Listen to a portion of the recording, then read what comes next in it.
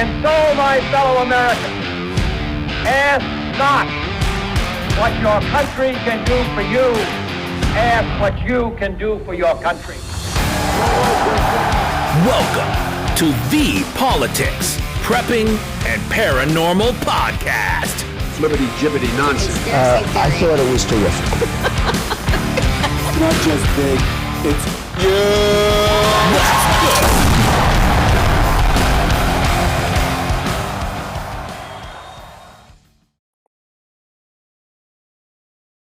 Welcome, and thanks for listening to the Politics, Prepping, and Paranormal Podcast.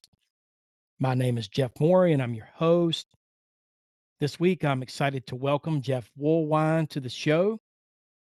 Jeff is a well-known UFO researcher who has appeared on the History Channel's Ancient Aliens, A&E's The Truth Is Out There, and many others in different countries. Jeff is also the very first to discover the jellyfish UAPs and rewrite the narrative that all UAPs are not just vehicles and machines, but some are also something else, be it biological entities or supernatural or whatever the case, but not necessarily craft, as most of us have come to believe that they always are. He's also done extensive research on the many rock carvings on the mountains in and around the Arizona desert and their correlation to UFO sightings. A lot of people grab a camera and go watch the sky and claim to be UFO researchers. Jeff is a legit UFO researcher. I'm excited to talk to him, but before I do, let's talk about some of this week's big news stories.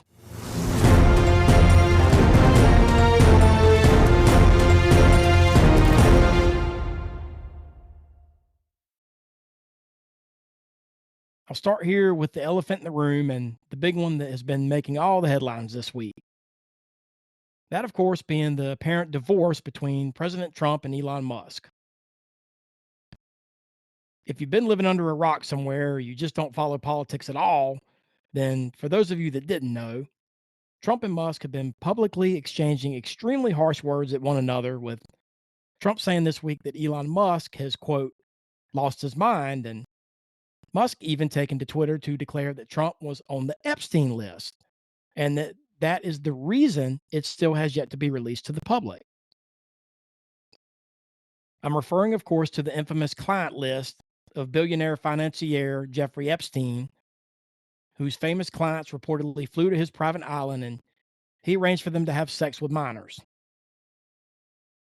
Some of the many celebrities and politicians that are allegedly on the list include former President Bill Clinton, Prince Andrew, the Duke of York and brother of King Charles, Will Smith, Chris Tucker, Richard Branson, and Leonardo DiCaprio, among so many others.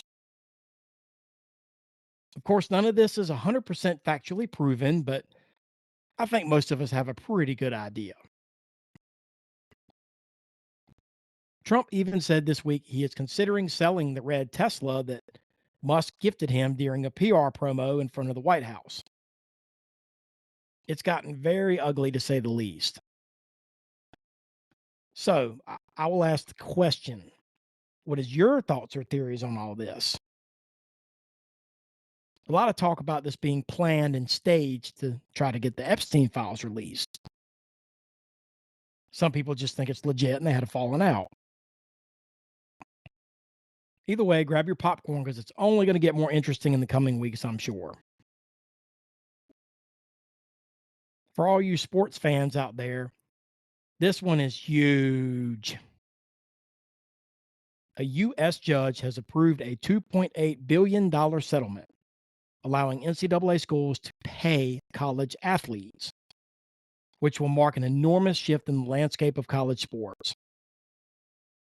Judge Claudia Wilkin approved the deal between NCAA conferences and lawyers representing Division I athletes, and the NCAA will pay almost $2.8 billion in back damages over the next 10 years to athletes who competed in college at any time from 2016 until the present day.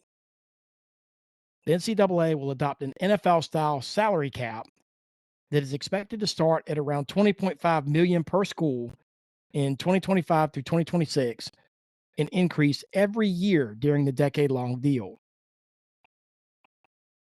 Some believe that it will be beneficial and that will help schools regain control over the mostly unregulated market for paying college players through NIL deals, which, for those of you that don't know, allow players to make money from third parties through their name, image, and likeness.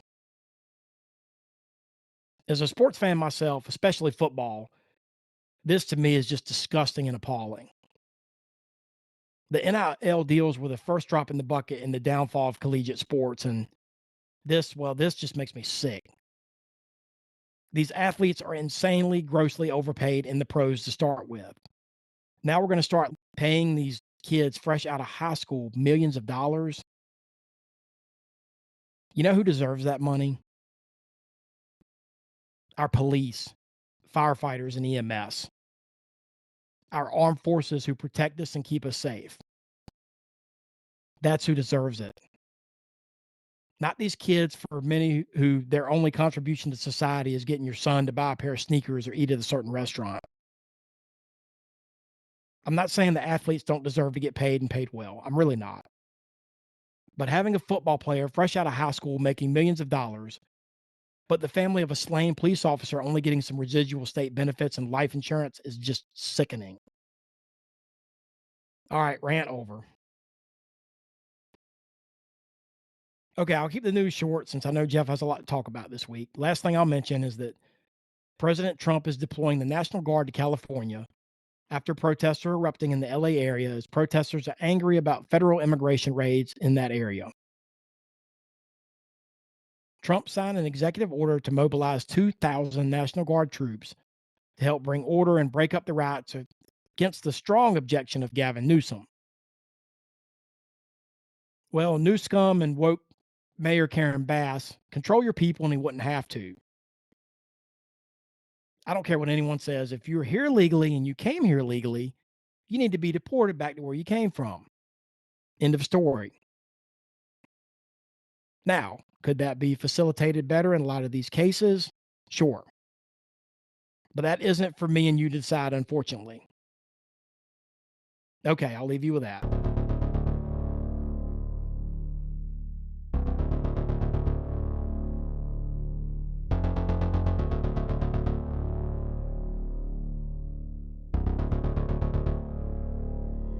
That's what's happening in the news this week. At this time, I would like to welcome Jeff Woolwine to my show. Welcome, Jeff, and thanks for joining me. Thank you. Thank you so much for having me. Absolutely.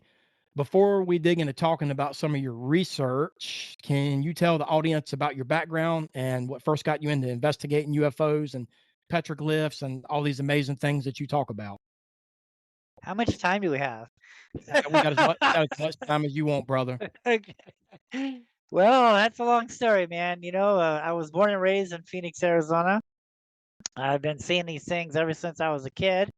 I can remember seeing these lights and these orbs above my house, and I was like in the 5th grade, and I remember going to school the next night, and one of my good friends was a little Native American boy, and I was like, "Dude, did you see those lights last night?" He's like, "Yeah, my grandfather says those lights live in those mountains over there," and he points to the west side of Phoenix, Arizona, to the White Tank Mountains, and just being a kid, you kind of blow it off, but over the years, man, you're seeing them and you're seeing them and seeing them, and you're seeing everywhere you go, you're just seeing these things in the sky. So, I had to find out what was going on. I had to, for my own self, not to do anything else, but I had to find out what was going on and why was I seeing these things so much. And so we're all familiar with the Phoenix Lights, and I heard that the Phoenix Lights were back in 2004. And so during my research and my studies, there was a lot of UFO activity on the east side of Phoenix and Mesa on the east side of South Mountain. And the 1997 Phoenix Lights originally happened on the west side of South Mountain, but there was more activity on the east side. So in the summer of 2004, I moved to the east side to specifically, try to get a glimpse of these things. And it didn't take long. These orange amber lights just seemed to appear a few miles out in front of me, and they were going west towards South Mountain, and that happened like a few times that night. And so the next night, I wanted to get closer, and so I eventually ended up at Mesa Community College, right on the east side of South Mountain there. And I climbed up on the bleachers, and I could see the whole city there. And it didn't take long. Sure enough, these orange amber lights were coming in, and they would stop right above this certain area. And they sit there and they hover for a while, and then they disappear. Then more would come in, and they'd hover over that certain area for a little while, and then they would disappear. I ended up I watched them the whole summer of 2004. And I contacted the news. I'm like, hey, is anybody else seeing this stuff? Because this is happening almost every night. These things are huge. They're big red, orbs of light, man. I mean, how could you not see these things, right? And so it took the news, maybe a few weeks to get back to me. And we did about 5 news reports that summer. And the end result was we're all seeing flares in Tucson, 150 miles away. And that was crazy, man, because those lights were right here by the mountain. They were right there. They were in the city. They weren't way out there. There was no airplanes dropping these things out. These things were just magically appearing in the sky, moving over this area and disappearing. I was like, no, that's not it. I mean, come on, who are you guys trying to fool, right?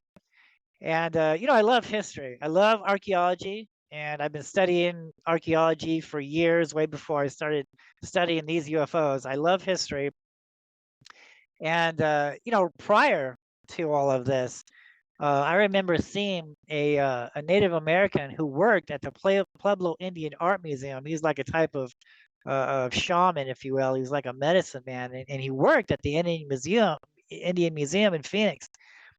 And he was up there on South Mountain, and he was doing a little tour up there, and he was talking about the petroglyphs. And the people that he was with, that he was teaching the petroglyphs to, one of them turned around and said, hey, that stick figure man, that stick figure guy there, he looks like he's looking up at something above his head. And he quickly turns around and says, yes, that's part of our interpretations here, is that our ancestors saw and recorded things for future generations. And I'm like, wait, what did you just say? What? Wait, what? Here it's like 2004, right? And the 1997 Phoenix Lights happened in 1997, but no one's talking about, what the Native Americans has to say about all this. No one's talking about the petroglyphs. I mean, we got strange markings on the rocks, and now we have strange things in the sky. There has to be a connection, And so after they were telling us we're seeing flares, I'm like, you know what? I'm going to see exactly where these things are, because at the time I couldn't really get to that area where they were hovering over, but to move there, And so in January of 2005, I moved to South Mountain on the east side, and just to get a better look, because these things are right there next to the mountain. And so I climbed up on the mountain, and I never saw the lights come back, but I did realize what they were hovering over, and it was a power plant. It was an electrical power plant, and later on I learned that this power plant was borrowed down into the fault line there from the mountain to help the energy, of the city of Phoenix. That was just this one power plant. There was like lots of power plants, but this one was like next to South Mountain in the fault line there. And I never saw the lights again, and it was because I learned later that the power plant was turned off, because they only turned it on during the summer, because it gets really hot here. Everyone's cranking up their ACs. Right. The grid, stress on the grid. Energy is just, crazy. And so that's the reason why I didn't see anything over there. Well, I was like, okay, well, maybe I can get some day shots. These things are hanging around the mountain.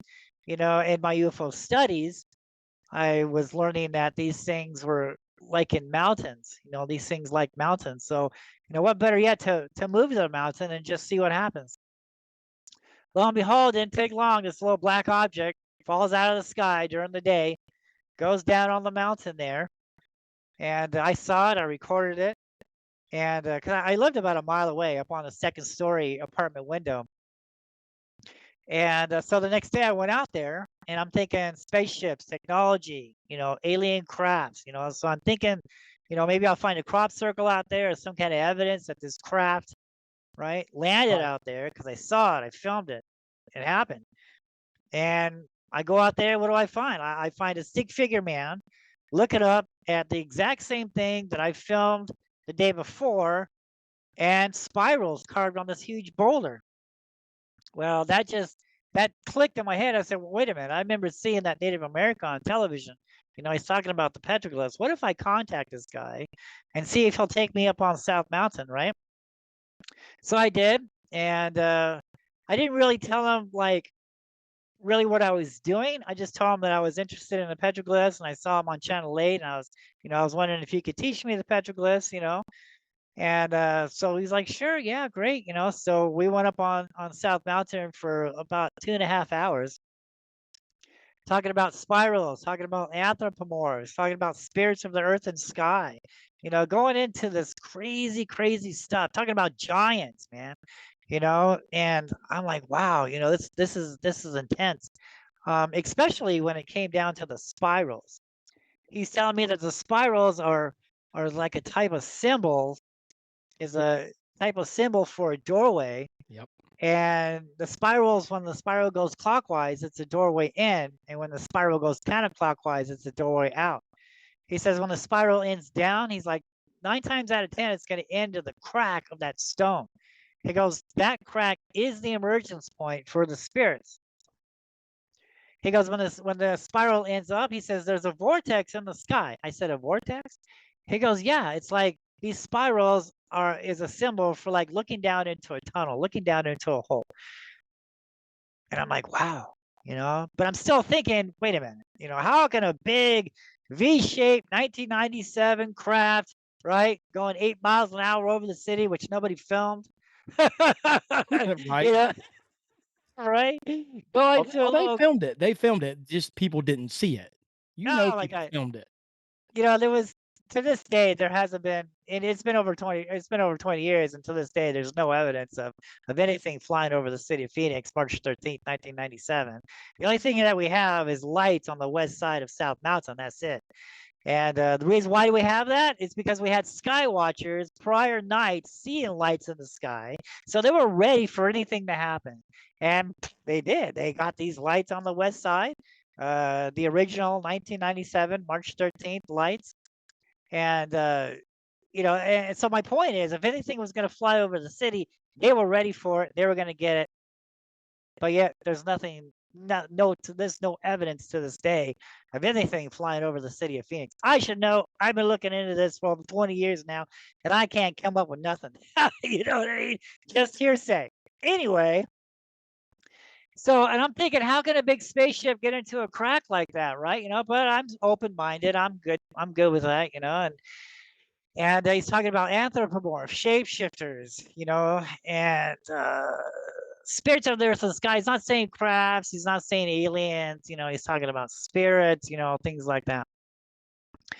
And so, like I said before, we're talking about giants. And let me tell you the story real quick. So everyone is familiar with the Lost Dutchman's gold mine out there on the Superstition Mountain. Superstition Mountains, yep. Yeah, well, you know what? That story goes a little bit more deeper than, a German guy losing gold up there. According to the Native Americans, that was a place where the giants were. And the story goes, when the bloodthirsty giants was in this valley, the flood was coming, right, to wipe them out. And the lead giant told his people to come up on this huge stone, right? And so they all got to get away from the water. So they all climbed up on this huge stone. And the lead giant used his powers to raise this mountain up, but the water kept coming. He used his powers again to raise this mountain up, but the water kept coming. He raised this hill so high now, it's like a huge mountain. But the water kept coming. And in his last bit of strength, because he didn't want his people to drown, he immortalized them and he turned them all to stone. And when he did that, that's when the water stopped. And to this day, you can look upon the Superstition Mountains and you can see the water line on where the biblical flood had stopped. And up on top, you can still see those giants turn to stone. And I'm like, wow, and I looked into that, and sure enough, when you look up there, you can see those giants. They're turned to stone up there on the Superstition Mountains. Well, as when we got back down off the mountain, I'm like, hey, that's really cool, thank you, everything. And I go, are you familiar with the Phoenix Lights? And he goes, yeah, there was somebody last year, on the news talking about these things. And I said, yeah, that was me. He goes, that was you? And I said, yeah, I have this feeling. I'm going on this hunt here. I'm working on a study that these lights that we see in the sky have something to do with the petroglyphs carved on the mountains here. Boy, that just, I shouldn't have said that, man. That shut him up. That stone cold him. That stopped him dead in his tracks. And to this day, he won't return my calls. He won't go up on the mountain with me anymore. Yep. And I'm like, what happened? It was a good thing I didn't tell him what I was doing. Right. Because he wouldn't have took me on the mountain to You'd have never. Your life would have been different, wouldn't it? If he didn't want to, you would have told him full disclosure everything you were planning on doing. Wow. Yeah, right. And so later on, I found out the reasons why, and we'll get into that a little later. And but yeah, he to this day he won't talk to me anymore. He won't go on the mountain with me anymore. And so as weeks progress, I'm filming these things on a regular basis, and I'm going out on the mountain, and I'm documenting the petroglyphs, and I'm learning more about the history, and I'm seeing more and more of these things just coming and going from South Mountain. This is 2005. And some of them are like flying by the window, they're flying over the apartment, they're coming at me, they're just everywhere, and I'm matching them to the rock art. And this was after about a week or two of this. I'm like, wow, this is news. So I made a friend, the producer of Channel 3 in Phoenix, when I was doing the lights in 2004. And so I contacted him. I said, hey, check this out. You know where I'm at now? Right. I said, I'm by the mountain and I'm seeing day stuff. And, I'm matching this to the rock art out here. He goes, really? I go, yeah, man. And I used the city archaeologist handbook, all right, to as an example. I was taking in my film, my videotapes, because I at the time, this is 2005, I had a little handy cam videotape camcorder. And so I was taking my tapes in and let him take a look at it. And then I was showing him what the archaeologist was saying, up on South Mountain, all the petroglyph drawings and things like that. And boy, that was big news. This had never been done before. Up until that point, everybody was thinking, well, we think the Native Americans were carving, UFO sightings on these mountains, but we just don't have any proof of that. Up until now, it's like they verified it. They ran my tapes through the video analyzers and things, before it hit the news. And so yeah, that was crazy. And the more and more I was watching this, the more and more I was like, you know what? This is not a craft, right? This is not spaceships. This is not technology, man. These things are alive. They're shape-shifting, they're anthropomorphing, they're changing shape in front of me, and they're walking in the sky. I had this serpent, this flying snake come out of the canyon on South Mountain, climb up into the sky and come right over the apartment. And that was big news. That made the news on Channel 3. One of the sightings made video of the day on News Channel 3 in Phoenix. It was like this big black spider looking thing, man. He swooped down past my window. The video is crazy. and he swoops past my window. He zigzags in front of me and shoots over the mountain. And so I'm filming some bizarre stuff, man. This is not a spaceship. This is not technology at all. And I'm trying to tell all the other ufologists there, there's all these other UFO hunters there, and because by then they're contacting me and we're talking, and I'm like, dude, spaceships and aliens, that's cool, but I think there's something else, man. You know what I mean? And around that time, in the beginning of 2005, Pat Uskert was in town in Phoenix. He was working for UFO Magazine at the time, and he had this show idea called UFO Road Trip, and where he would go around the country interviewing people on their sightings and showing their sightings on this new TV show idea, because up until that point there was no UFO shows or anything out at that time. Then he was working for UFO Magazine. He had this pilot idea, and he asked me to be a part of it, and to show him the petroglyphs and to show him this new type of UFO. And I did a 7-page article for UFO Magazine in 2005. And I took him up on South Mountain, and we're talking about barbells, and we're talking about all this stuff, and I gave him all these crazy things, and he's like, wow. Yeah, I go, I know, man. I'm like, I don't think these are crafts. He's like, I don't think they're crafts either. They're moving, they're alive, they're in control. I go, I know, dude. I said, isn't it weird? He goes, yeah. And so I keep on going, and then in 2007, by then I have discovered more evidence on my claims, and I've discovered more stuff on South Mountain. And in 2007, that's when the UFO Hunter show actually started airing on the History Channel. I think it aired like in 2006. That's when the producers picked it up. And so in 2007, the show came down to Phoenix, and they were doing an episode called Arizona Lights. And they asked me if I would like to be involved with it to talk about the petroglyphs, but they said, you know what, you can't talk about this new UFO. You can't talk about what you're filming. You can talk about the petroglyphs and this and that, but you just can't say living creatures, man. You can't go saying, living entities. You can't go saying that these things are alive. He goes, Jeff, you're filming some bizarre stuff. No one has seen this yet. We can't talk about it. It's too controversial. Well, that kind of pissed me off. I'm like, dude, it's real. I connected it to the rock art. What's the deal? But I wasn't allowed to talk about my discoveries back then, and because it was new. It was all new, and that just jarred me. But I didn't understand really what was going on, until many, many years later. And of course, now everyone's talking about jellyfish, right? Jellyfish sightings, and maybe I'll ask you about that.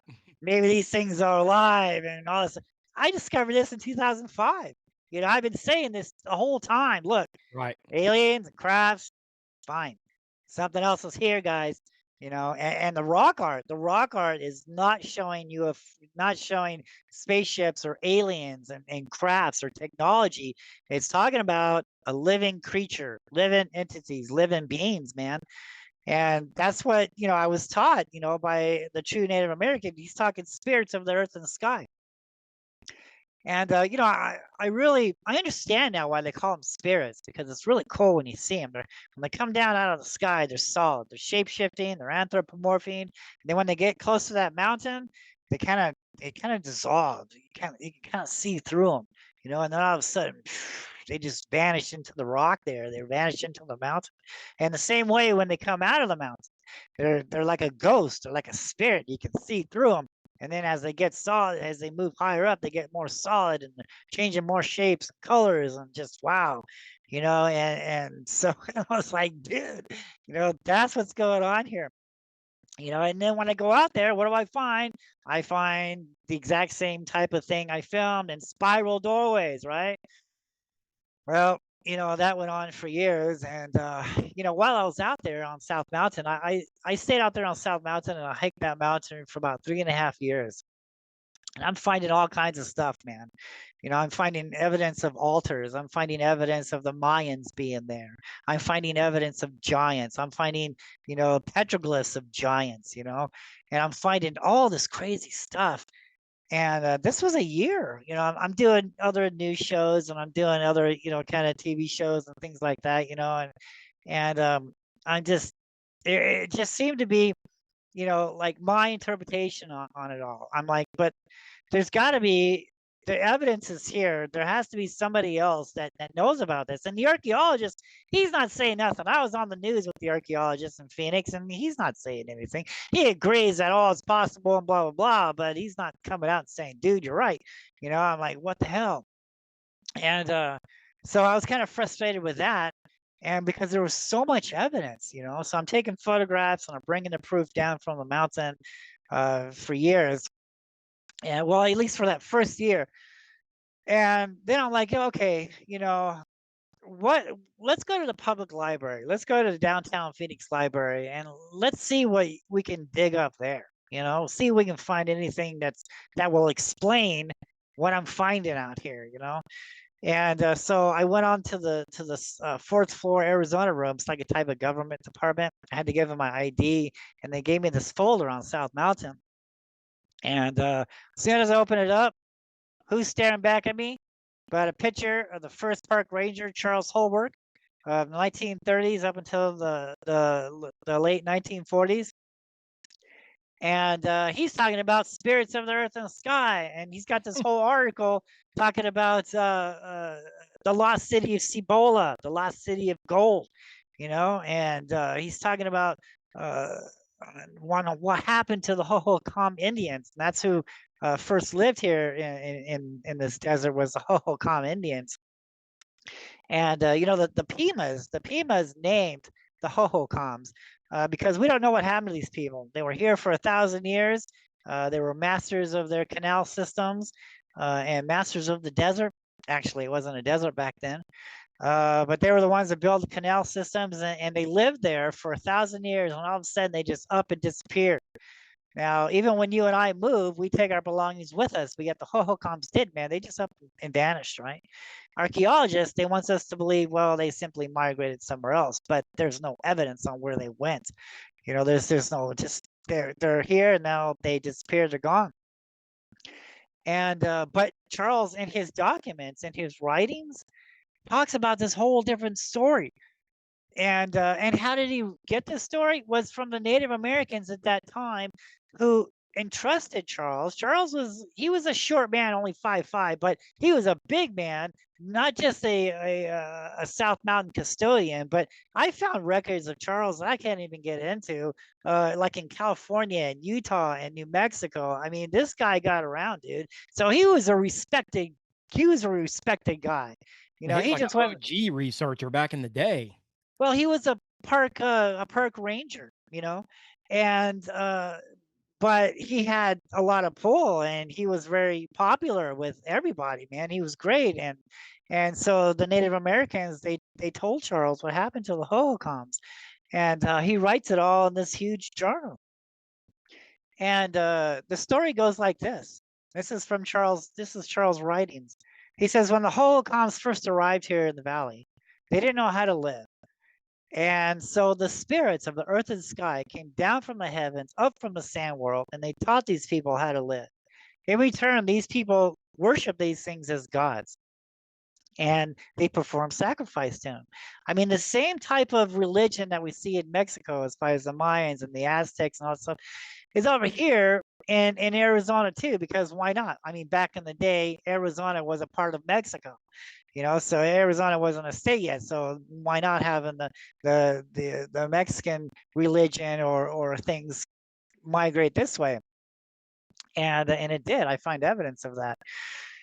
And and that went on for like 1,000 years, and they were sacrificing upon these things, for these things, and humans and prisoners and other things. And then all of a sudden they disappeared. And the story goes on to say the reason why the sacrificing stopped, because nobody understood why the sacrificing stopped. For some reason, the tribal leaders instructed their people that, sacrificing man's blood on the rocks, we just need to stop that. And when it did, that's when things started to dry up. because it wasn't a desert back then. It was a tropical-like landscape. I mean, we can find evidence of water all over this desert. I mean, especially on the mountains, because we find weathering, of water up on these high mountains. I mean, there was a tons of water here. We actually found seashells out there on South Mountain. Give or take on that. And so there was water here, and all of a sudden, when the sacrificing stopped, that's when things started to dry up. Things started to die off, and it was starting to get hotter.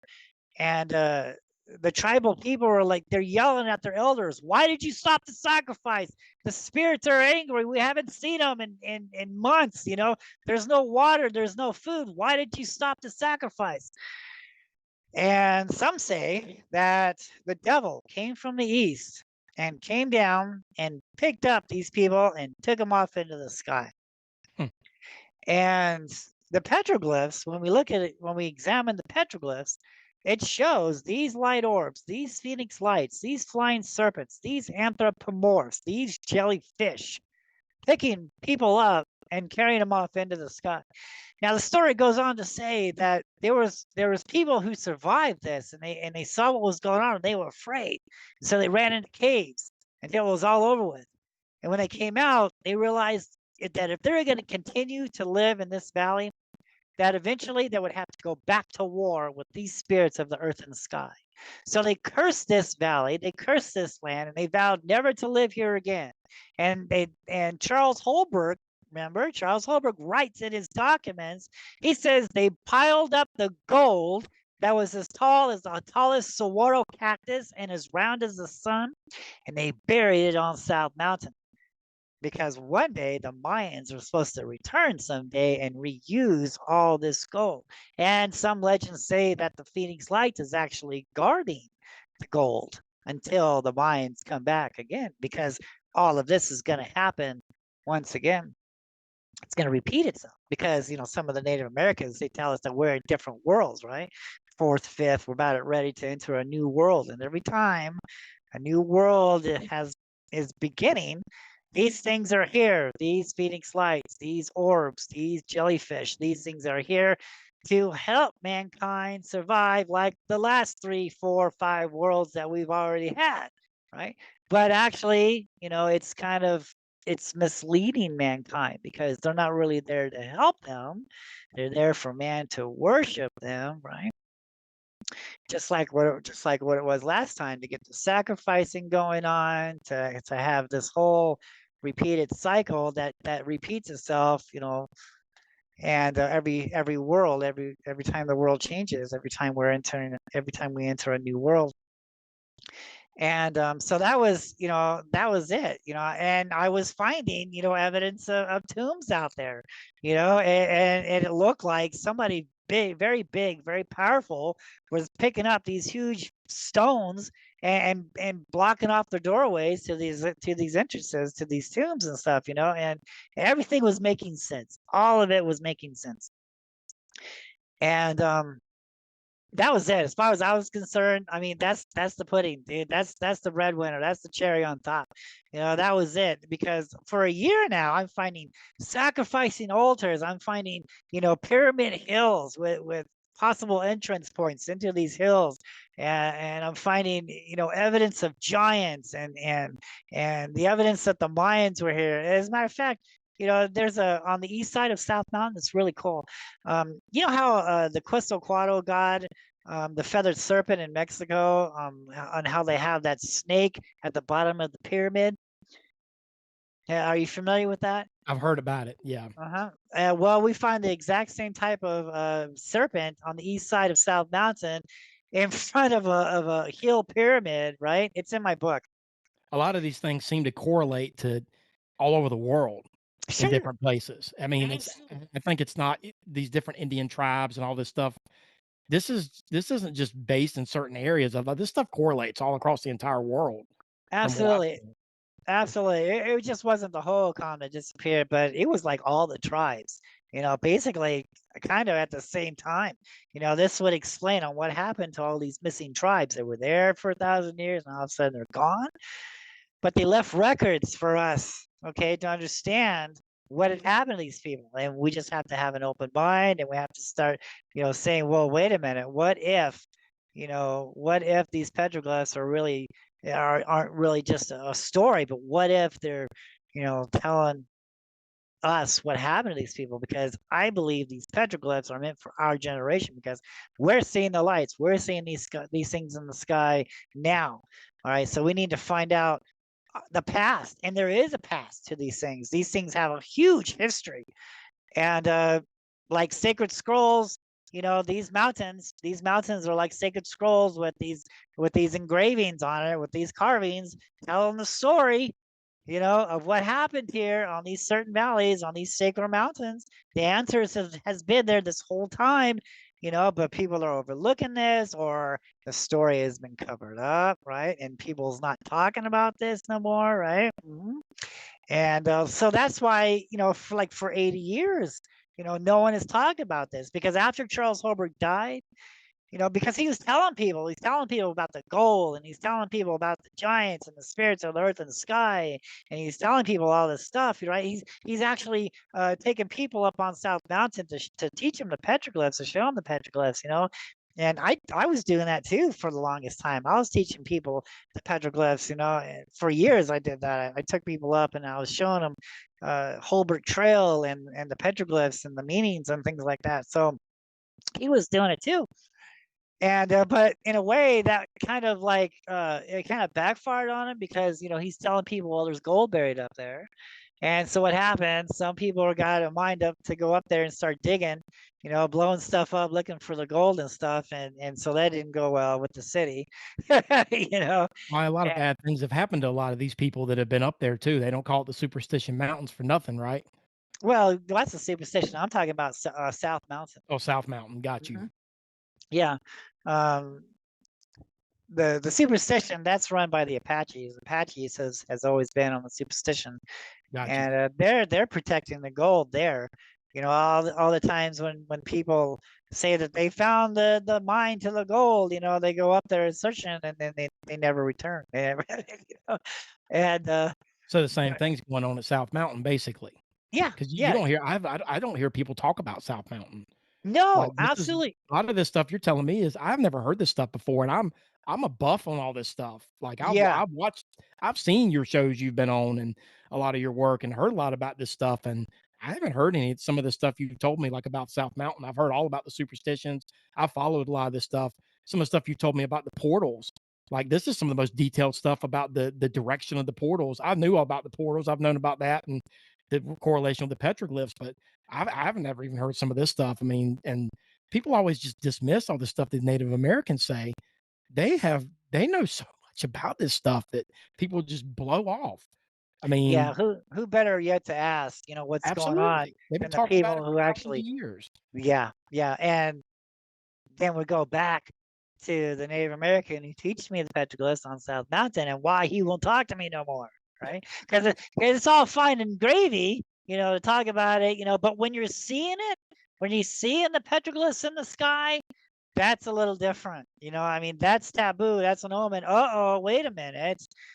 My mother and her mother and her mother and her mother and his father and his father and her mother and all these generations are saying what happened to the end, what happened uh to their people, and that was a story, because they were survivors to this Holocaust, and they buried the gold there, and then they went back to Mexico, and for 400 years nobody lived in this valley.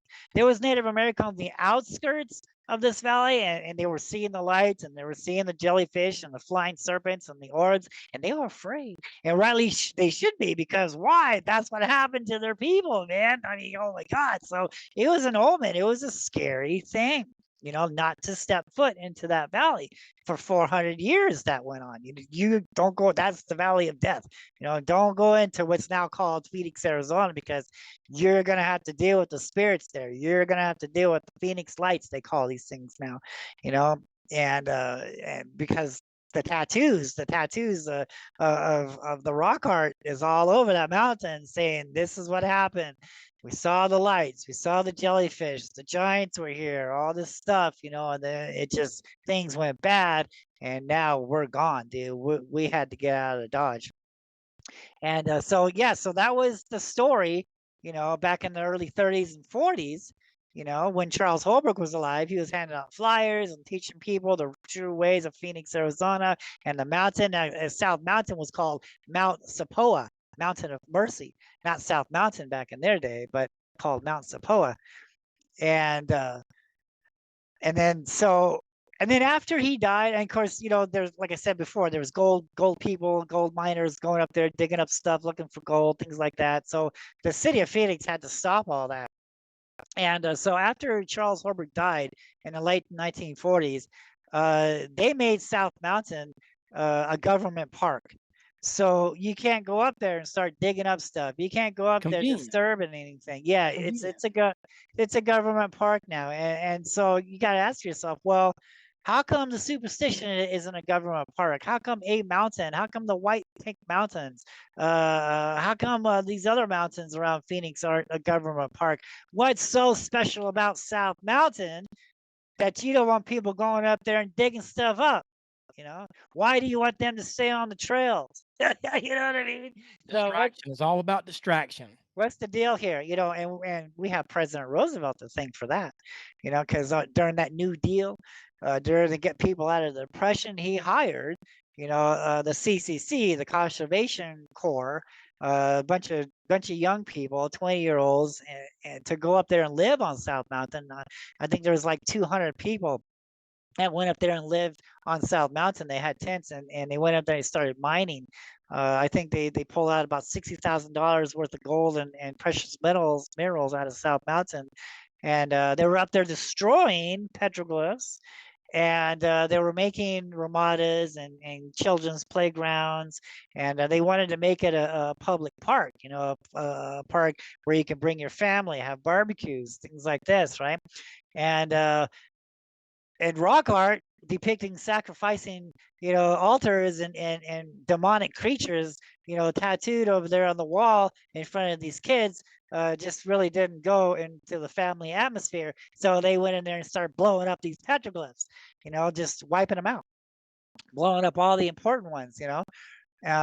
But they left a lot of clues left over. And the more higher you get up on South Mountain, the more of the story you'll find out, because they don't think that people's going to get up there. Right. But, you know, World War II interrupted all that. And whenever World War II happened, they just left everything there and they went to war, and nobody came back to finish. And to this day, you can still see the rubble and all the CC debris that's been up there, and you can still find their mines and all their destruction that they did, and especially the petroglyphs with dynamite holes in them, you know, and that really kind of pissed me off.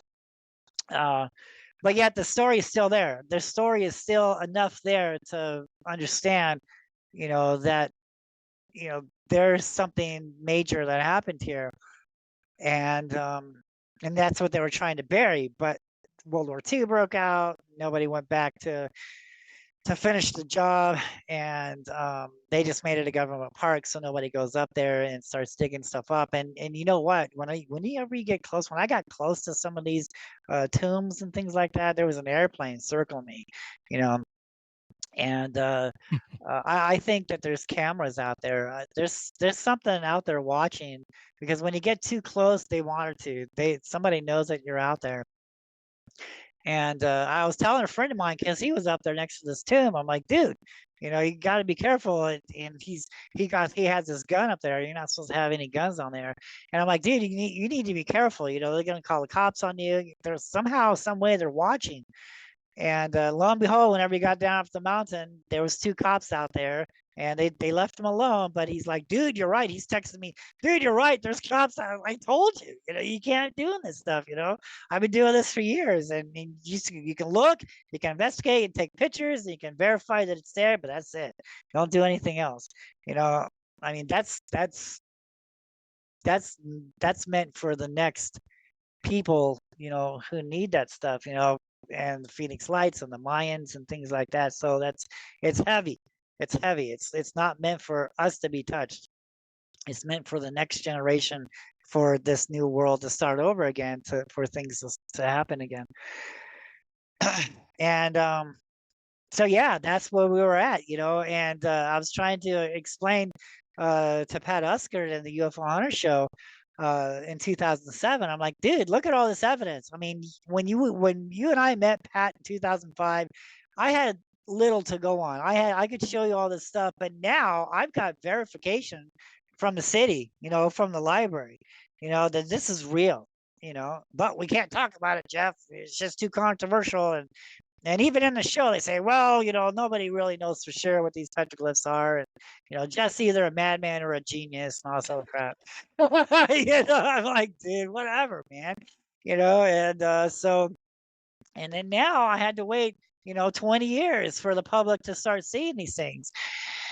And then it just dawned on me that, you know what, I was 20 years ahead of these ufologists. I was just so far in advance, that's the reason why, because no one was talking about this. Sure, in Mexico, they're talking about flying worms, but it hasn't really hit United States yet, and no one was connected it to the rock art, so I was years ahead. And as a matter of fact, when the episode Arizona Lights came out, that inspired the Ancient Aliens TV series, and that's what One launched. of my favorites. Yep, That's what launched seen you on that. That's what launched the Ancient Aliens TV series, and then that canceled out the UFO Hunter show. So it was like a domino effect, the petroglyphs and the UFO connections. It canceled out the UFO Hunter show, and then was born the Ancient Aliens TV show. And now they don't want to talk to me. They would rather have somebody else talk about the petroglyphs, but they're using my stuff. Okay. They can control what they say, and they can tell them to say what they want them to say. They're using my information. Yeah. And it really kind of upsets me, but at least, I got the word out. That was the whole plan. I wanted to find out what it was going on for my own self, and then I discovered all this stuff. It was just not just meant for me; it was meant for the world. This was a new discovery. This is our history. That's what it boiled down to. It's not for me; it's for everybody. That's why I would never take any money to do tours up there on South Mountain or to go UFO sky watching. I wouldn't take. It's not about money, not about fame. It's about getting this credible information to the world. And I did it. I kickstarted all of it. But it's still a little frustrating when they don't want anyone to talk to you no more. And some of these other bigwigs, like who is that guy? Nick Pope doesn't even know who I am. I'm like, dude, really? If it wasn't for me, your show wouldn't be on the air. British Ministry of Defense, whatever that goes on, all the different. Yeah, I know you're talking about. And that Giorgio guy, I mean, if it wasn't for me, or whatever, yeah. If it wasn't for me, and that's the truth. That's the bottom line truth. And anyone who wants to look into this can, and they can find the history on all of this, and everything that I'm telling you is true. And so yeah, I was ahead of everyone, and that was it. That was going on in Phoenix. And I did a lot of years research on South Mountain. I wrote a 1,200-page book about this stuff, man. It took 15 years, man, to get this book together. And it's documenting the petroglyphs and the tombs and all the myths and legends of South Mountain and Phoenix. And then so things got too crowded in Phoenix. The rent was sky high. So the last 4 or 5 years, about 4 years I've been here now, I moved to Tucson because back then the rent was good. There was little traffic, so we moved to Tucson, and that's where I'm at now. And so in my years of research, I'm always hunting UFOs. I'm always filming them and documenting and putting them up on my YouTube page.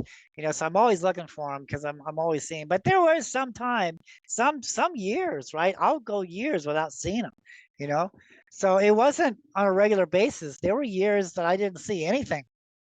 And I'm not going to hoax anything. I'm not going to fake anything. If I don't see nothing, I'm not going to put it up. It's because I didn't see anything. So I'm not going to fake stuff. And a lot of these other, YouTube channels, they'll fake stuff and they can't see real stuff. They'll fake it.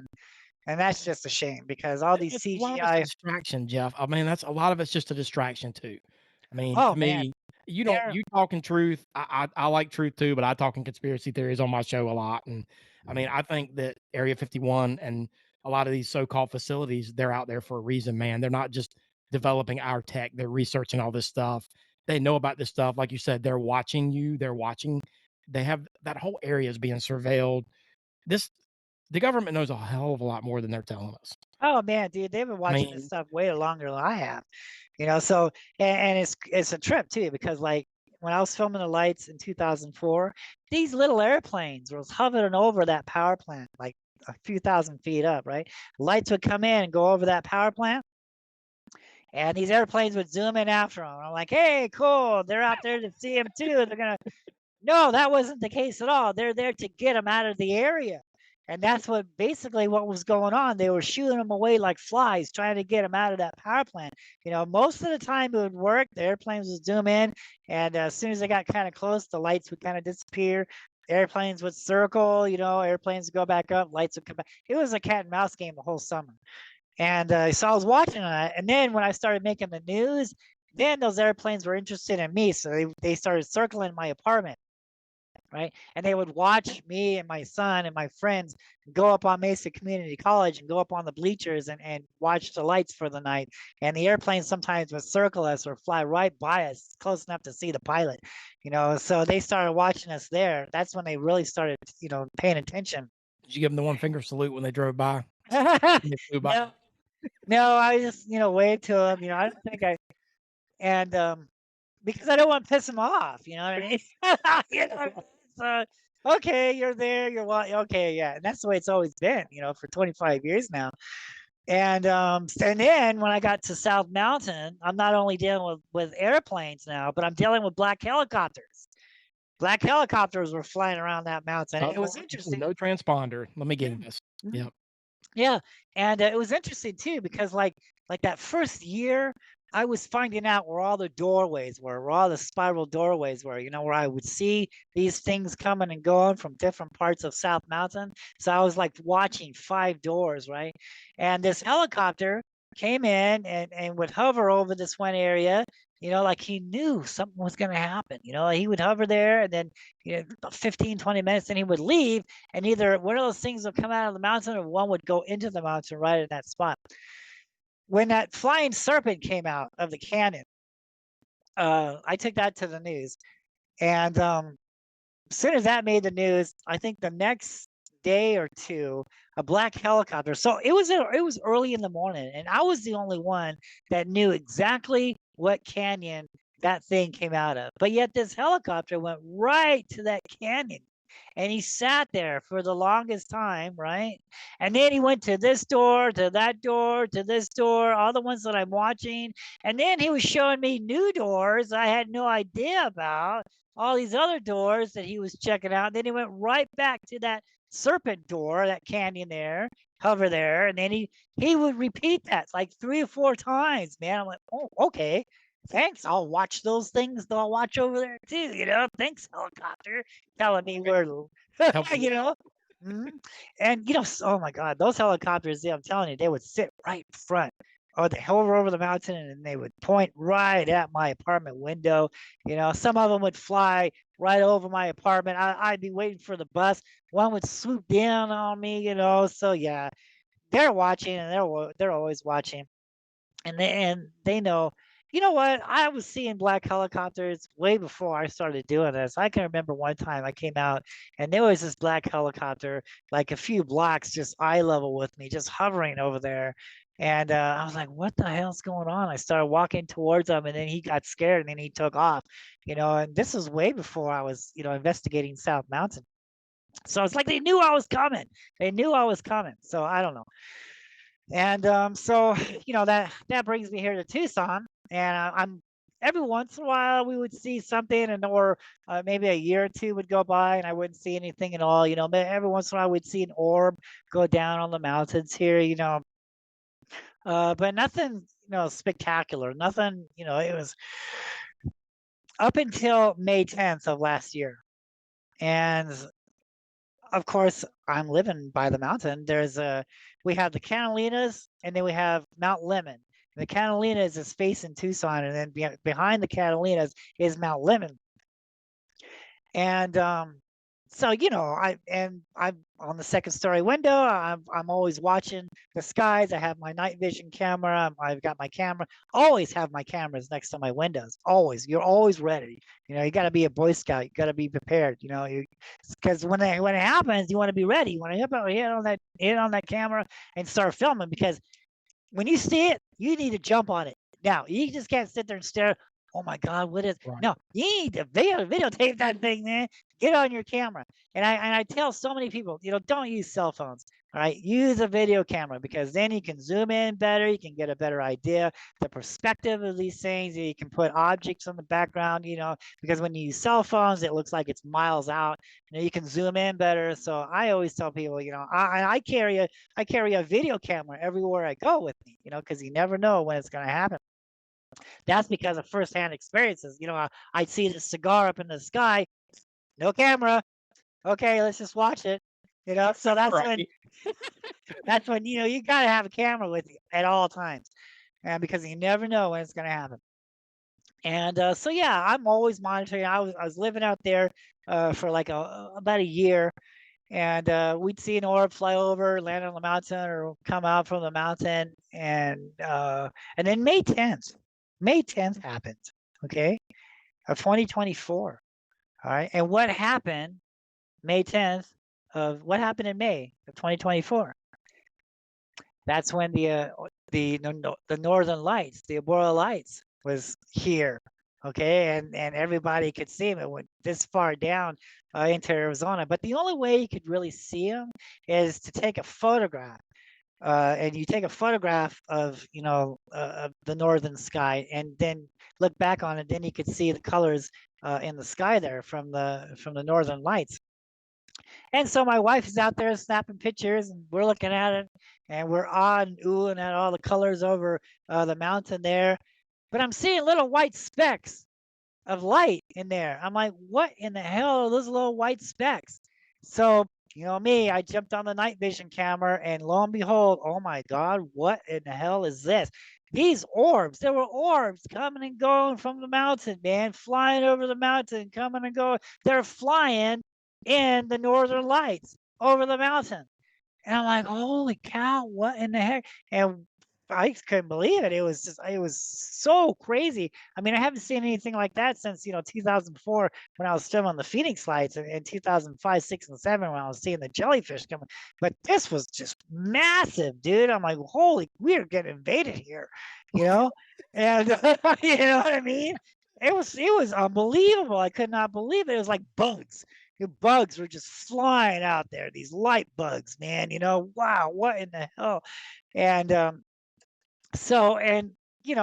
had to move too. So after that night, it just didn't dawn on me that they were going to return.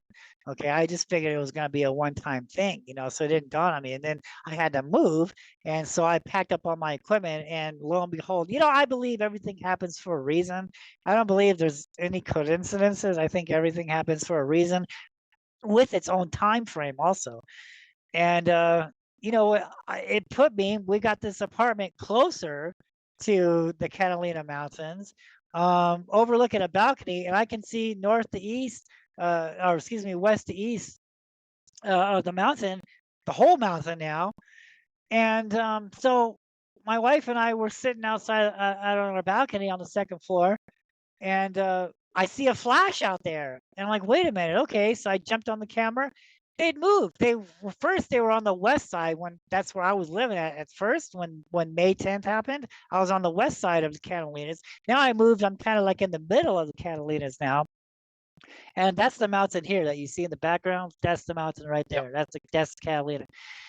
So I'm right in the middle of the mountain now, closer, and I'm seeing the lights. So I jumped on the night vision, and they followed me. They moved. They're not on the west side anymore. They're more in the middle of the mountain. And they were coming in at midnight, okay, because that was the time to see the northern lights, was at midnight on May 10th.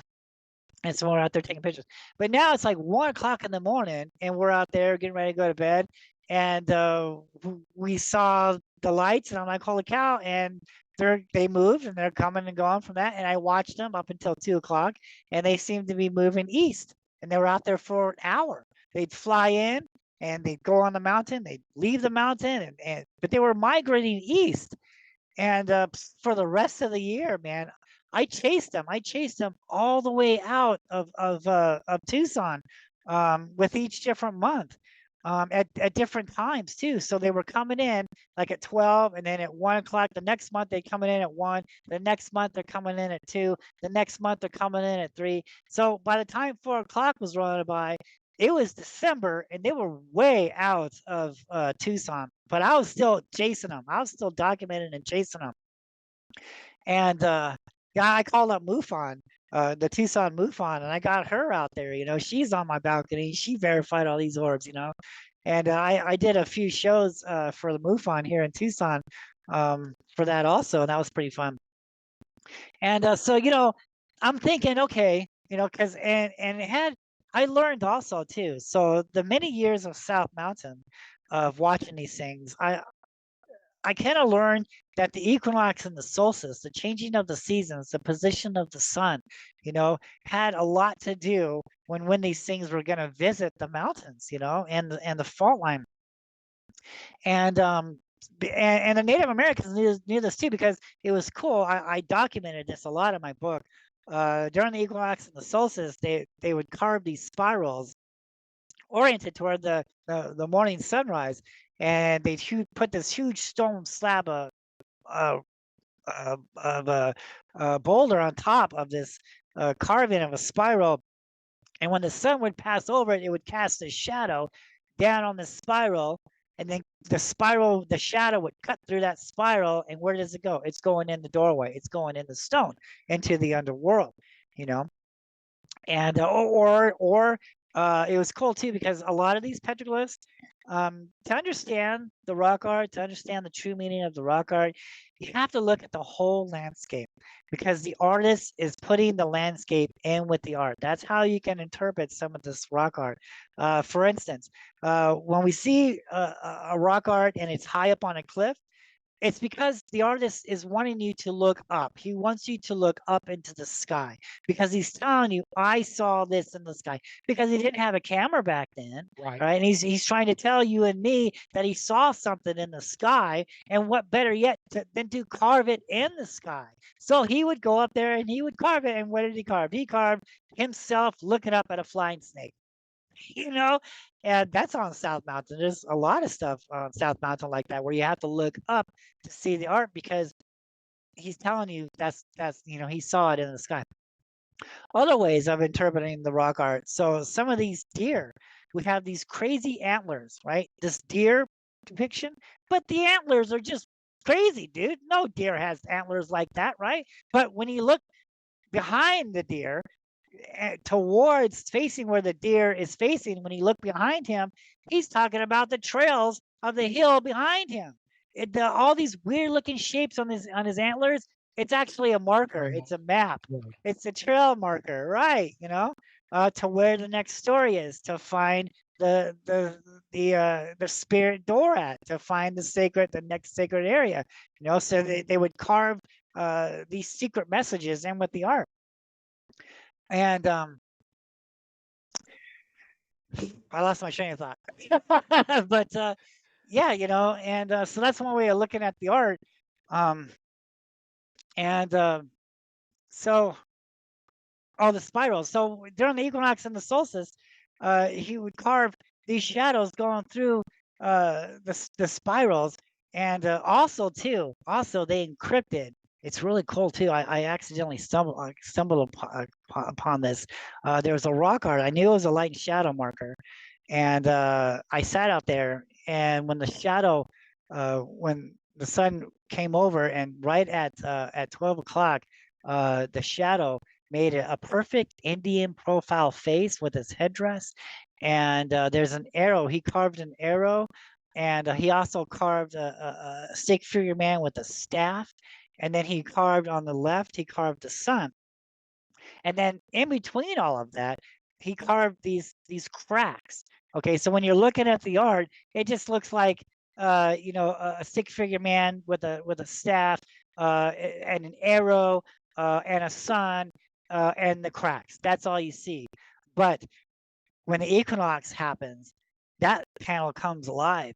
The Native American profile face, he comes alive. Then all of a sudden, a light will shoot down, and then next thing you know, the stick figure man is sticking his staff in the light. And as time progresses, he's floating in the light. And as the light continues to go across, the light and shadow continue to go across the panel, it's making shapes of the mountain. Okay. And then the shadow hill comes up, and this arrow, the carved arrow, is piercing this hill. Okay. And it's going over these canyons. And then the sun is over here, right?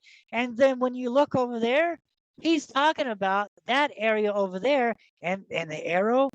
Oh my God, I went out there, and sure enough, there's a petroglyph panel there. It's a secret area, and I'm sure there's gold there. I'm sure there's something sacred buried there, because he wouldn't go through the trouble of making this panel that would come alive, or only twice a year, right? It was crazy. And so yeah, and it had everything to do with the sun, the position of the sun, and I think over the fault lines, and it would open up these doors. And so the Native Americans say that they're going down into the fault, or going down into the underworld, but on a scientific analysis, they're actually going down into that fault line. They're going down into that energy. And so that was it. The Native Americans think they're going into the underworld, but actually they're there because that mountain is like a power source. It's like a battery. It's an energy source for these things. This is the reason why these things continue to visit that mountain and other holy mountains, other sacred mountains, because of the energy that those mountains are making natural ways.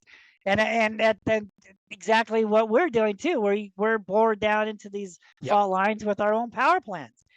So yeah, it makes sense. That's the reason why the lights are over that power plant in 2004, because they're sucking up that energy. And it's really cool too, because sometimes you can see steam rolling off these orbs, man, sucking up that energy, man. It was great.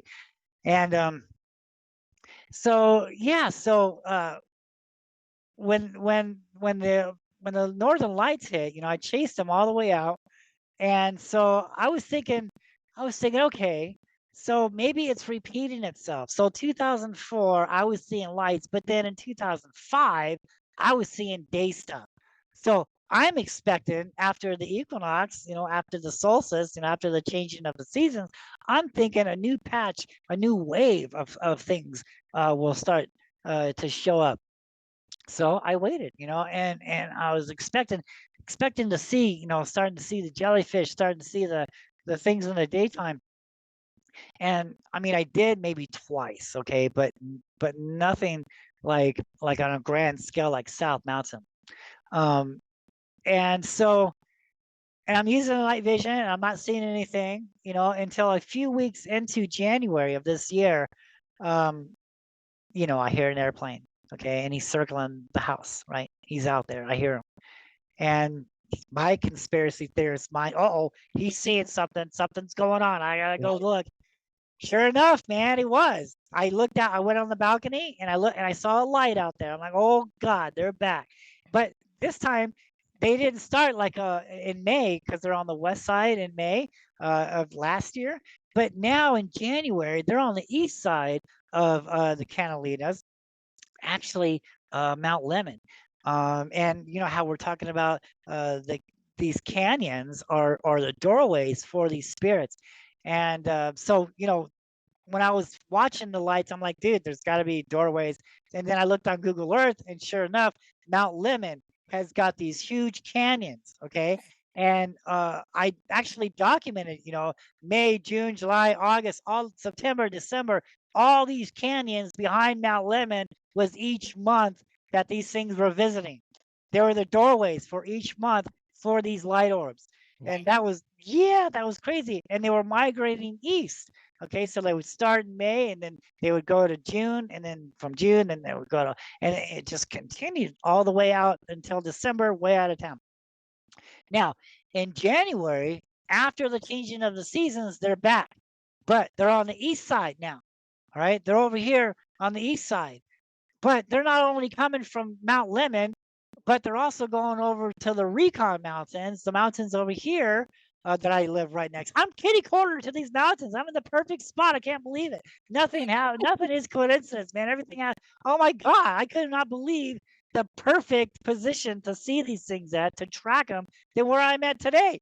As the Great Spirit put me here to watch these things. That's the only thing I can think of.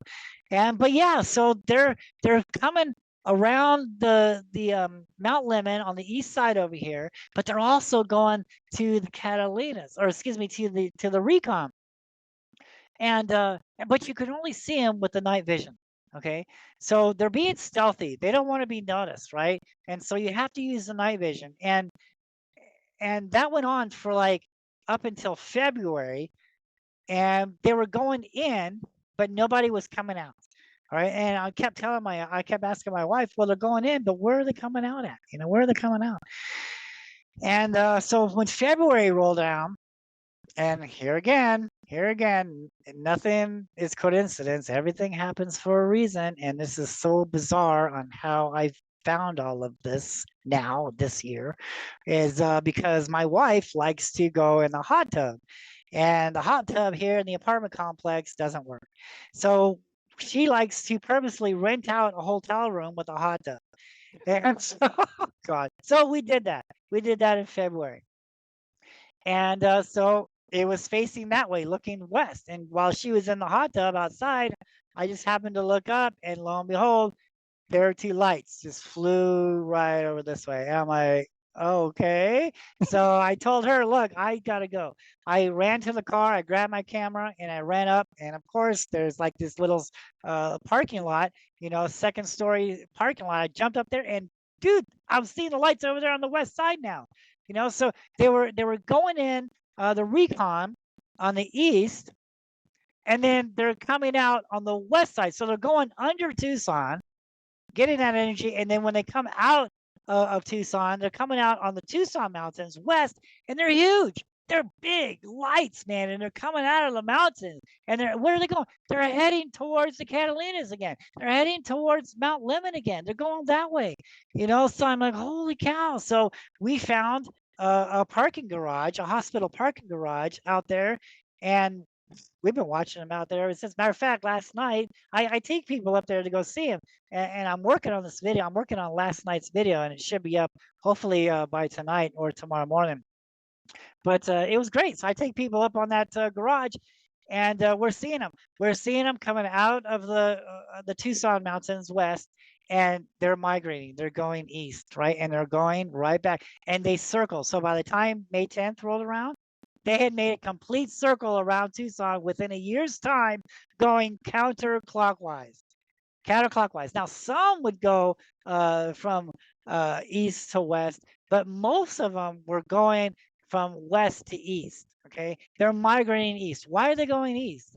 So I had to dig it up, man. I had to go search. Well, we know it's the energy. We know it's the fault line, and we know that that the aurora lights, the solar flares, the solar storm, in my opinion, kick-started this mountain like a car battery. It powered up this mountain with all these energy particles, the ions, the neutrons, the electrons, and they're there, right? And some we can't see them, but they're there from the sun. The sun has beat down all these electrons and all these particles, these energy particles. And like Pac-Man, these lights are coming in and sucking up those pellets. And when they get those pellets, those energy pellets, they get real bright, right? Their tummy's full of energy, and then they move on. They're going east. They're going east, right? And they're following the path. They're following the path here. And so why is this? Okay, so we know the aurora lights kickstarted this mountain, and we know the fault line is there. But why are they going east? Well, turns out the Earth is rotating east. Okay, and the Earth is going this way with each month. Okay, it's building up energy with each month. It's going this way. Okay, and that's the pattern here. The orbs are absorbing that energy. It's going around with the Earth's rotation around the sun, around the orbit, and it's collecting energy, and it's on a time frame, and it's going that way. So that was it. And again, we're just so far ahead, but that was the only scientific explanation that I could come up with, because I did my research on this, and that's the only logical explanation. I could be wrong, but to me it It makes makes sense. sense. Hmm. I mean, it Yeah, makes perfect sense. yeah, and that's the reason why they're going east on different times, because the energy with different times and different months is going east, and so they're following the energy with the times and the changing of the seasons and the months. But now it's weird. So I'm expecting them, to where and they are to be back over here, but things are a little different now. It's just that they've changed a little bit. So they're coming out, they're still coming out of the West Mountains, and they're still migrating east, and we're past May, so we're over here in June. They should be over here in the June month, and they are. But remember, like last year, they would start over here, and then by June, they would end. Okay, but that's not what's going on now. They're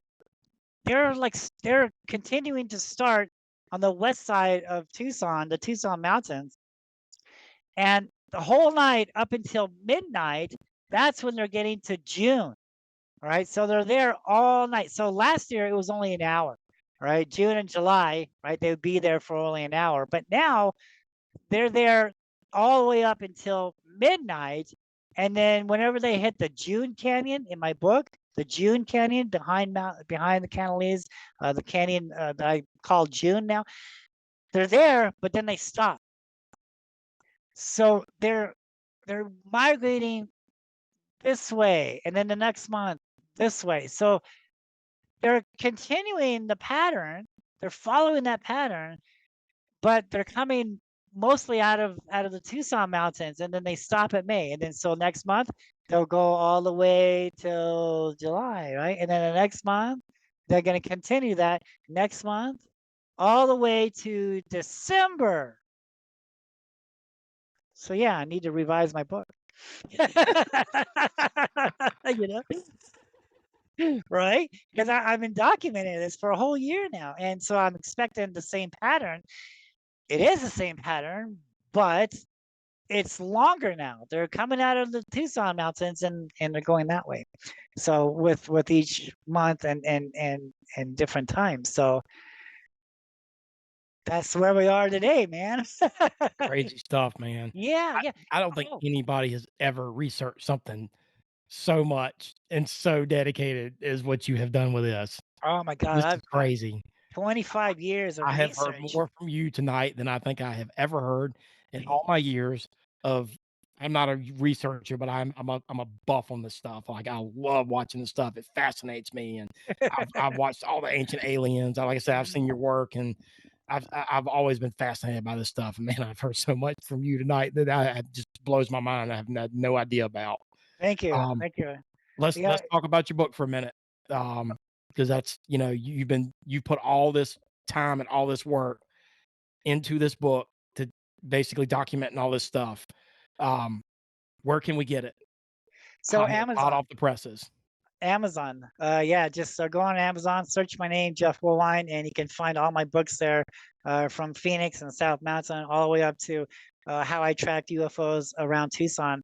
And yeah, so it's pretty much up to date there. It tells the reader how to see them, where to see them, how I tracked them, and then so I'm gonna do a revise on this next year. So I'm still in the process. This is all a learning phase, and a learning time. And so all we have is time here. And but we just had another major solar storm, the solar wind. So apparently the sun is having holes.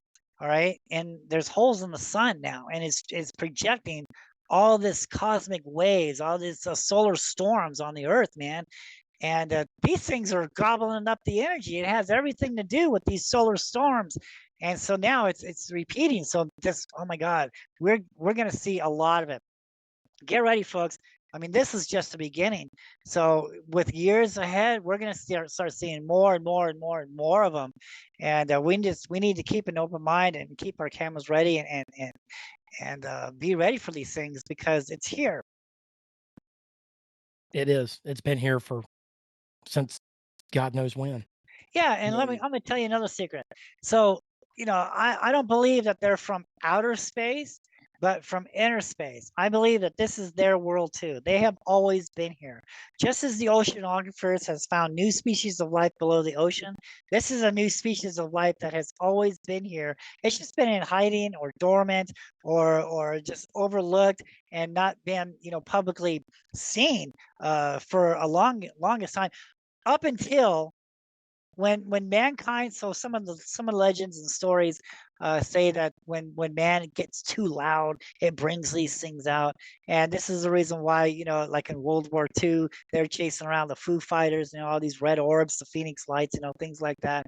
So every time man makes war with each other, it's bringing these things out, and uh I think I think they have a rule also. A lot of people are asking me, well, how come they're not making contact with us? They're here, but they're not telling us, they're not talking to. Well, it's not time yet. Okay, I think there's a rule. I think they're under some kind of rule. That's the reason why they're being secretive and they're coming in at night and they're not telling everybody they're here. Only the wise people are noticing them. People who are looking up and paying attention to what's going on, they're seeing them. And they're seeing the people too, because these things have been tracking me ever since I was born, so there's got to be something to do with that. That's the whole reason why I'm doing all of this, because I kept seeing them all the time. Right. So I want to find out what's going on. And these lights, man, they know, dude. Oh my God, one came out of the way far on the other side of the city, came out of the Tucson mountains, went right over to me, dude, and disappeared right over my head. So they're coming right at me again. So they're here. They know that I'm watching, and I've always tried to get close to them. Like even in South Mountain, even in Phoenix, I was always trying to get close to the door because I want to film them. I want to film them going in that door, but they never gave me the opportunity. And I see them going in the west front door of the Catalinas. I talk about this in my book, and I see them do that all the time. So I go over there. I get a hotel room. I stay there, and then I run out there, and I'm there. I want it. But no, what do? They go further north, okay?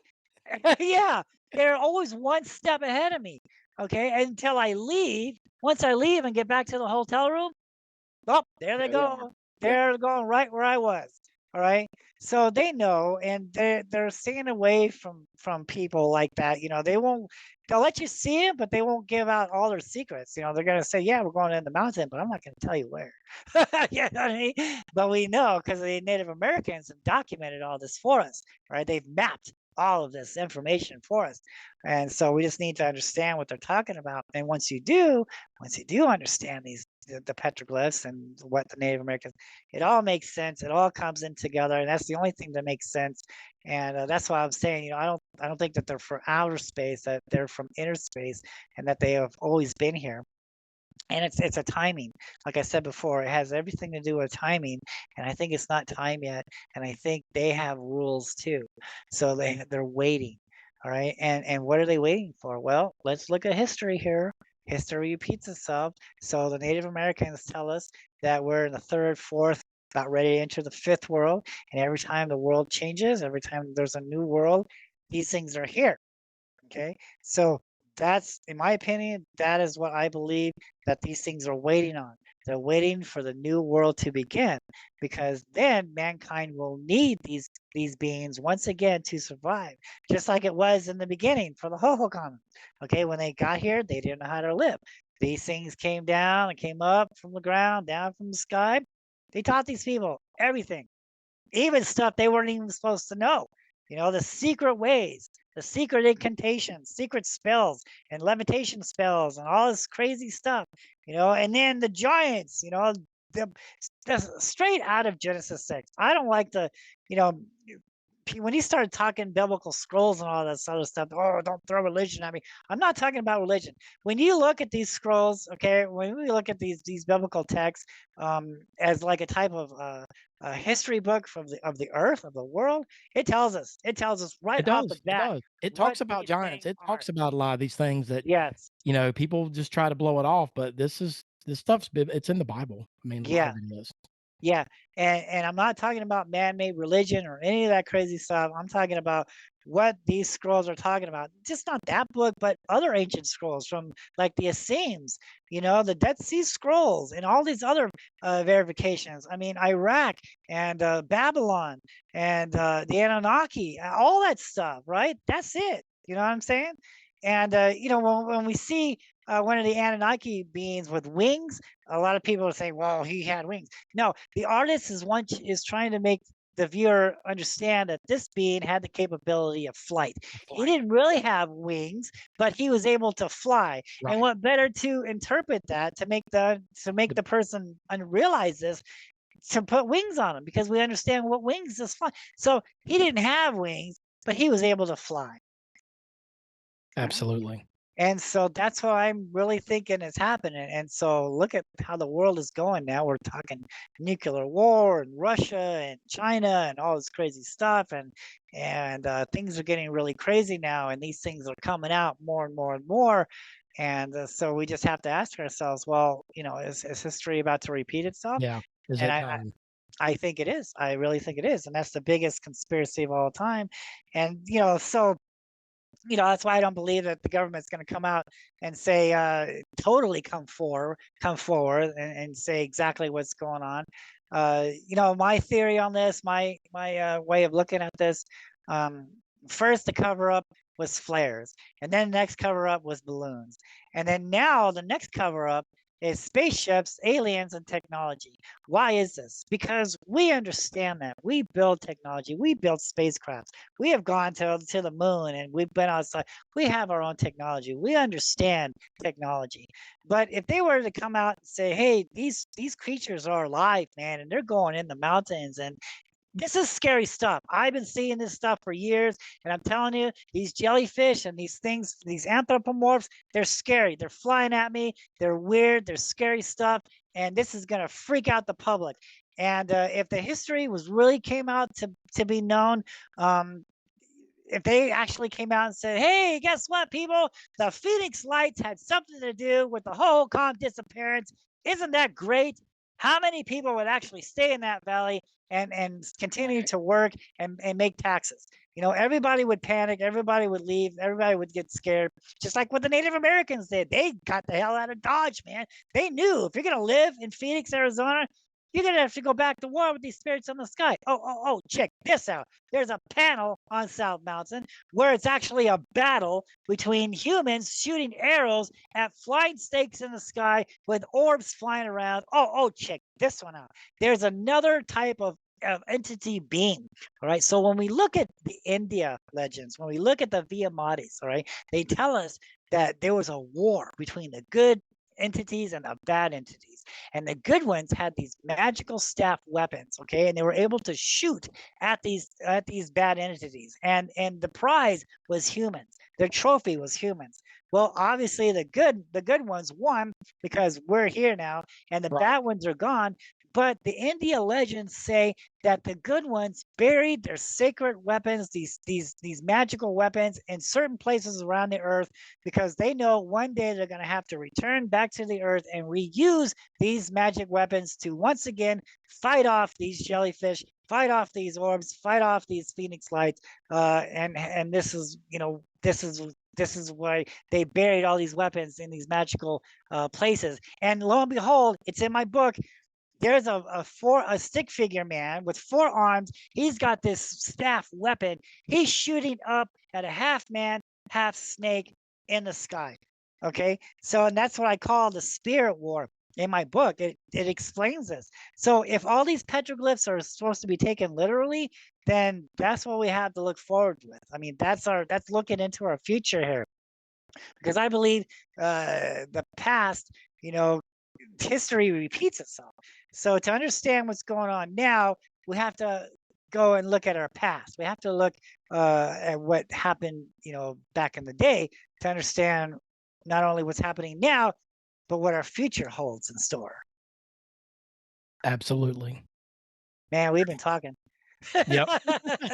Good stuff, though, man. Good I, stuff. I can go on for hours about this. But yeah.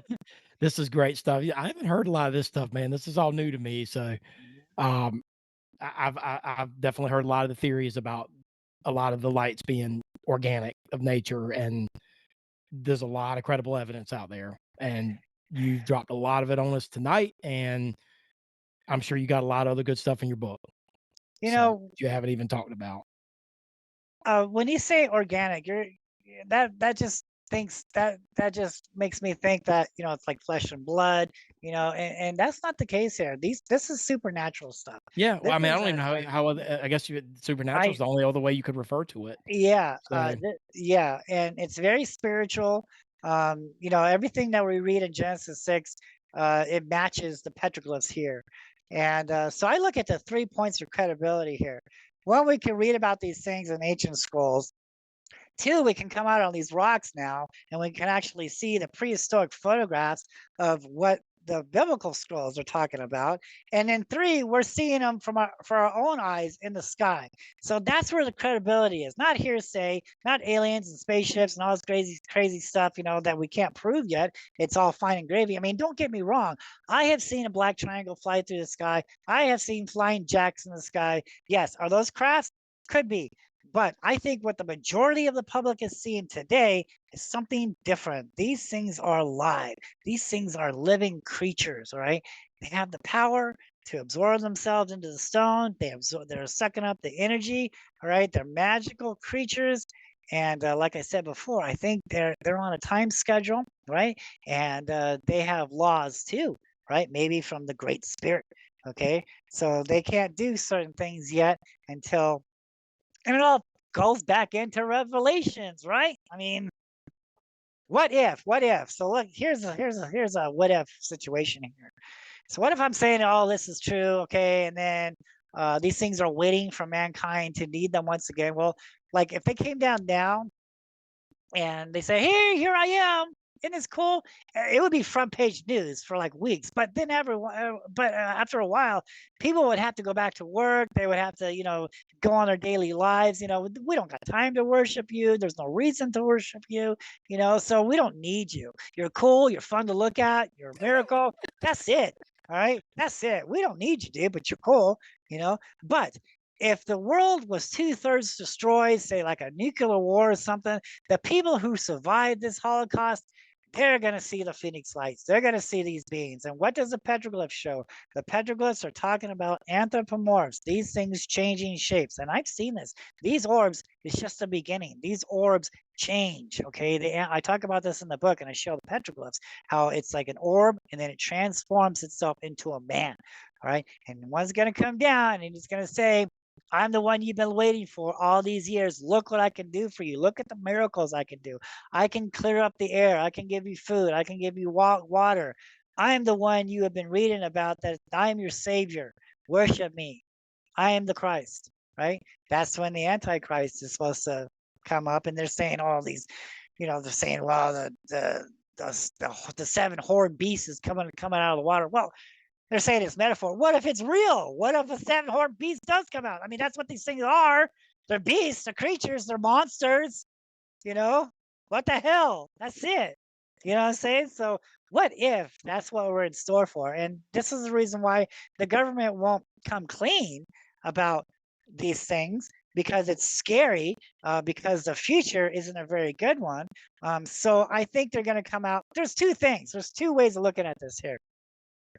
They're going to come out and say that the aliens and spaceships and technology is real, and that we have retrieved technology.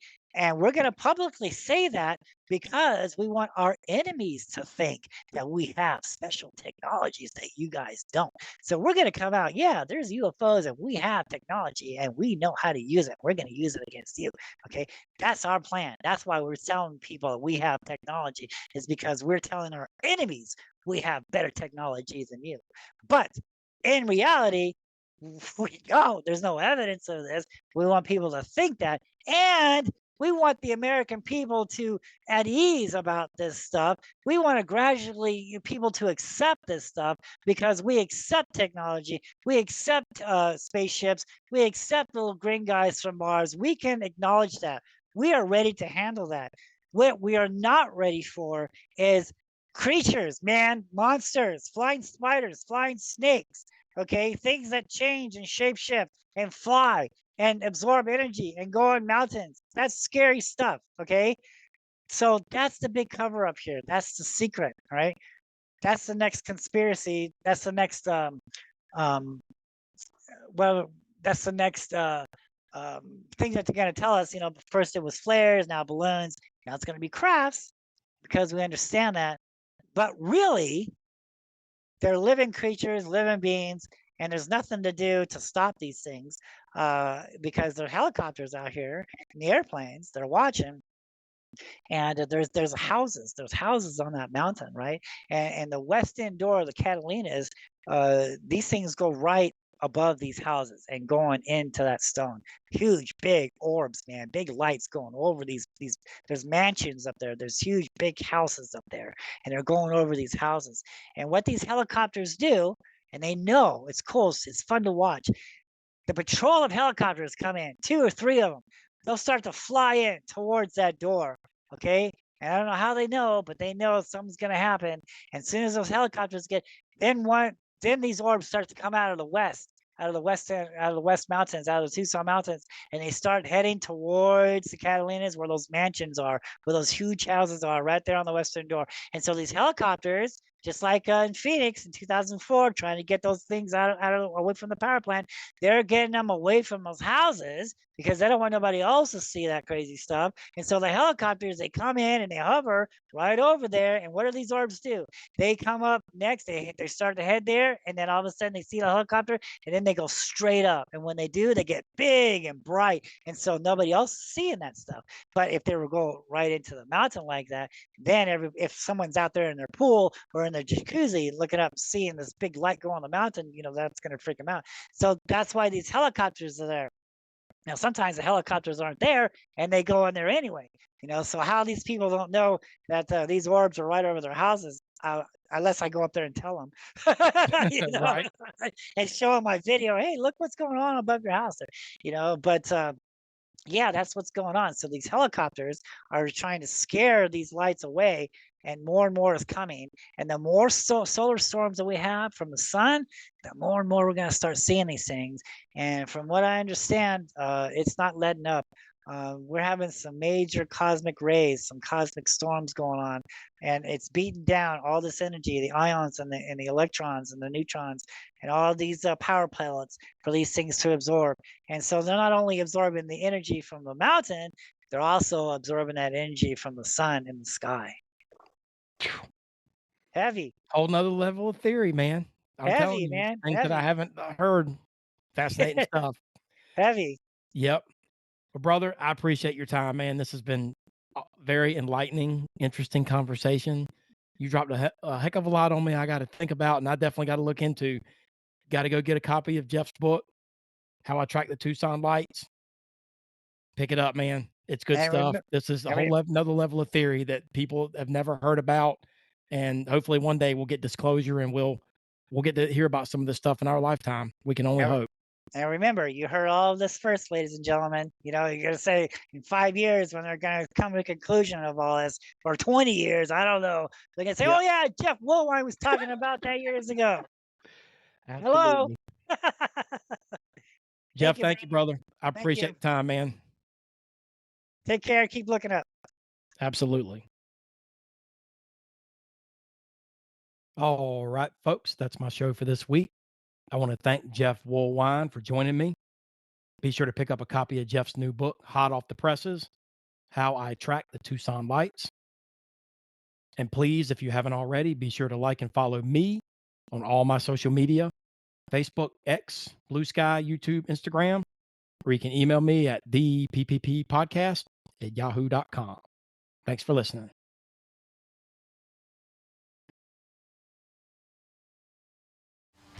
Thank you for listening to the Politics, Prepping, and Paranormal Podcast. Your source for real news and analysis on politics, prepping, paranormal, conspiracy theories, and the volatile state of the world we live in. Tune in next week and every week for a new episode. And stay safe, stay healthy, and stay vigilant.